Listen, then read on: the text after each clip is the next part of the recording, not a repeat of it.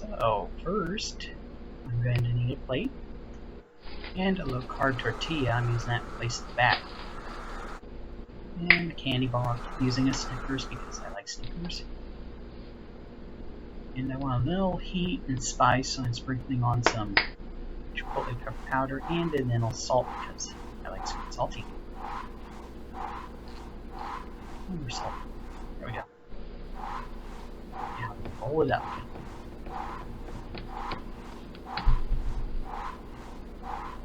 Oh, come on. There you go.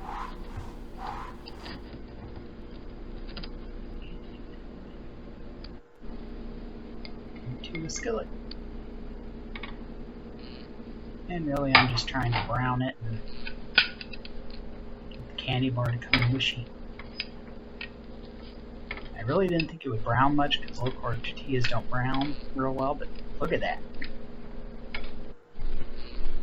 Look how well that browned. Now to pull it apart and give it a taste. Oh yeah. And I don't taste any of the smokiness, the heat, or the salt. So, thanks for watching.